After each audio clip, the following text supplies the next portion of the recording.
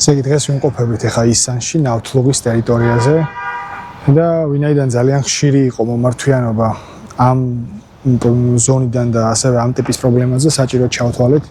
ეს განმარტებითი ვიდეოს ჩაწერა, რომ ყველასთვის ხილული იყოს ის, რაზეც ამ შემთხვევაში დავაუბრთ და ასევე რაც ბევრისთვის როგორც ხედავთ ხდება სადაო და ამ ხედელებაში გვაქვს ფორმა დაუცველი ნასყიდობის ხელშეკრულებები. ნავთლუღის ზონაში, ზოგადად ისანში და აქეთ მიმდებარე ტერიტორიებზე ძალიან ბევრი იყო შემთხვევა, როდესაც ადამიანები სახლებს აგებდნენ ქაოტურად, ბევრს არც ჰქონდა შეთანხმებული, ბევრს არ ჰქონდა პროექტი და ასეთ თვითნებურად აგებდნენ და აშენებდნენ სახლებს.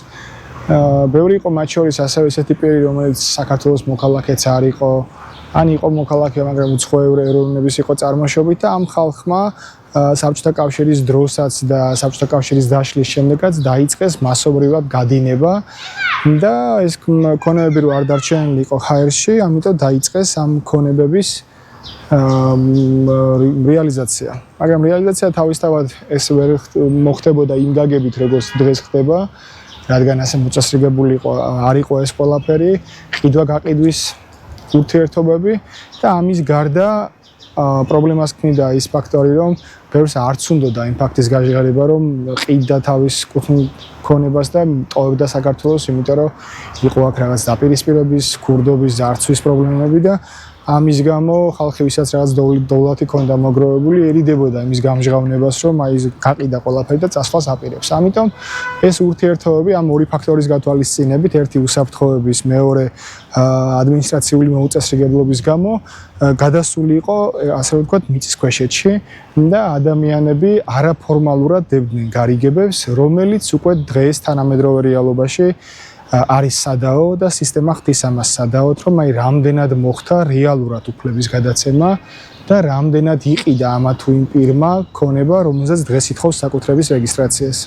ეს პრობლემური ატომ არის, იმიტომ რომ ის ხალხი, მისი მემკვიდრეები საქართველოში არ იმყოფებიან, საბუთები არის მათზე აღრიცხული და ამ ხალხს ვისაც გაფორმება უნდა, ან არა აქვთ სრულყოფილი მასალები, რომლითაც დაადასტურებენ ნასყიდობის ფაქტს, ხა იმას აღარ გავაგრძელებ, რომ თავისთავად ეს გარიგება წერილობითი ფორმით ან ნოტარიული წესით და რომელიმე სახელმწიფო ორგანიზაციაში არ იყო დადასტურებული, ეს თავისთავად არ იყო, არამედ იყო უბრალოდ რაღაც ზეპირი შეთანხმება და იყო შემთხვევები, როცა იმის დასტურად, რომ პირს ნამდვილად ეკუთვნოდა უფლება და ნამდვილად იყიდა ესა თუ ის ქონება, ან წერილობითი ხელწერილები კეთდებოდა, ან აძლევდნენ საბუთებს, რაც თვითონ ჰქონდათ გამყიდველ პირებს და ამით ასე ვთქვათ შანსს აძლევდნენ, რომ დაემტკიცებინა ნასყიდობის ფაქტი. ასევე მოწმეთა ჩვენებები გამოიყენება ძალიან აქტიურად და თითქოს ეს უნდა იყოს გზა და საშუალება საიმისოდ და სახელმწიფოსაც უნდა გქონდეს გააზრებული, რომ თუ ასეთი შემთხვევა მოხდა, თუ სადაოდ არავინ არაფერს არ ხდის ამდენი ხნის განმავლობაში და მე ვარ მჭერი იმ საბუთის, რომლითაც ის პირი რო ყოფილიყო საქართველოში, ვინც საბუთებშია მოხსენიებული, ნაკვეთს გაიფორმებდა, მარტივად უნდა მოხდეს ამის გადაფორმება, ხო? მაგრამ არა, სისტემა ხდის პრობლემურად ამ შემთხვევებს და უდიდეს ნაწილში არის თუ არა ამის საჭიროება ადამიანებს ამისამართებს სასამართლოში და სასამართლოში კარგად მოგიხსენებათ ხო რა ხარჯებთან არის დაკავშირებული რა დროსთან და კიდე კაცმა არ იცის იქ რა მოხდება და როგორ და ამიტომ ძალიან ბევრი ადამიანი არის ხელჩაქნეული და იმედგაცრუებული ამ მოცემულობით და ჩიხური მდგომარეობა გვაქვს ასე რომ ვთქვათ იმ გაგებით რომ პირი ვიზეთ საბუთია არ ჩანს, არც მისი მემკვიდრე ჩანს, რეალურად სახლს სხვა ფლობს, სხვა ეპატრონება, სხვა არემონტებს, უვლის, კომუნალურები მასზე ერიცხება მიწის გადასახადებსაც შეიძლება იხდიდეს და ვერ იფორმებს, ხო? ასეთი შემთხვევებისთვის საგამონაკლისოდ იქნა მიღებული ნორმატიული დანაწესი, რომლითაც დადგინდა, რომ თუ პირი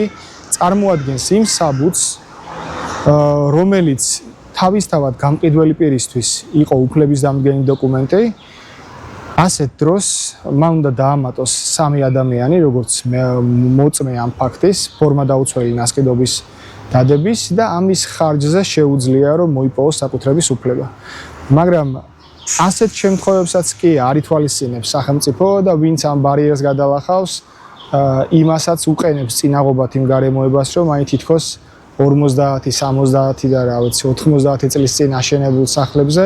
კერძო სახლებზეა საუბარი, ადამიანებს თხოვენ ლეგალიზების დოკუმენტს, ხო, ეს კი დამატებითი ბიუროკრატიაა შემოტანილი, მაგრამ ნუ ამ სირთულეებმა არ უნდა შეგაშინოთ, იმიტომ რომ არსებითად შეიძლება დაგიგრძელონ პროცესი, მაგრამ ამ ტიპის საკუთრებებზე,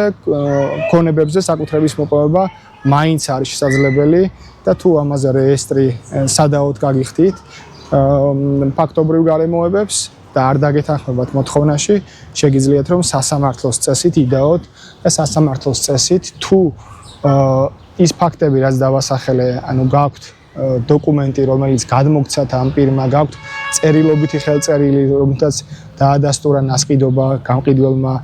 და გაქვთ მეზობლები, ვისაც ამ პროცესში დაითანხმებთ, შეგიძლიათ რომ ამის ხარჯზე მოიპოვოთ ამდენი ხნის დავის და ამდენი ხნის გაუგებრობის შემდეგ საკუთრების უფლება. სხვა ყველანაირი გზა, ბევრი შემთხვევა მინახავს, რომ ადამიანები მალავენ ამ ფაქტებს და უნდათ რომ აი რაღაცნაირად არ გაამჟღავნონ ის ფაქტი, რომ ქონება სხვაზე იყო, ვერაფერი ვერ დაიმალება, გამორიცხულია ამის დამალვა და დამალვის გარდა პრობლემები შეექმნით რეგისტრაციის დროს, ამიტომ ჯობია რომ თქვათ სიმართლე, აირჩიოთ სწორი სამართლებრივი გზა და ამ გზის მეშვეობით საბოლოო ჯამში ზოგი სწრაფად რეესტრშივე და ზოგი სასამართლოს წესით შეძლებთ და მოიპოვებთ საკუთრების უფლებას.